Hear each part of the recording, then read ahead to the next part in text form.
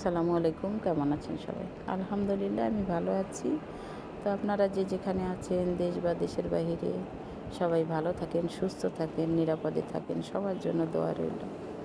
আজকে আমি কিন্তু একটু অন্যরকম ভর্তা, এটা কিন্তু সবসময় সচরাচর পাওয়া যায় না।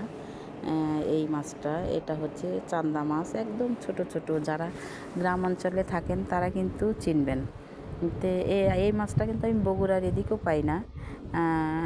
এই মাছ আমি এত বছর হলে এসেছি, কিন্তু এদিকে আমি দেখি নাই, হয়তো উঠে হয়তো আমার চোখে পড়ে নাই। তো এটা নাটোর থেকে মেজো আপা নিয়ে এসেছিল, অনেকগুলো আমাকে কিছু দিয়ে গেছে।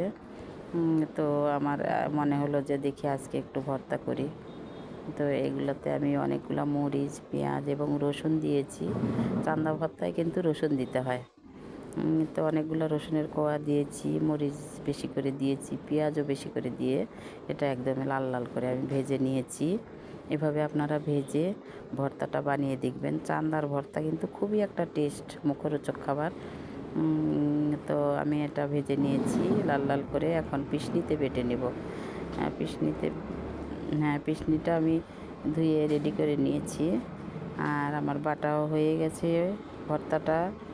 আর 3টা ভাগ করেছি, কারণ আমরা 3জন মানুষ, ছেলে, আমি, আপনাদের ভাইয়া।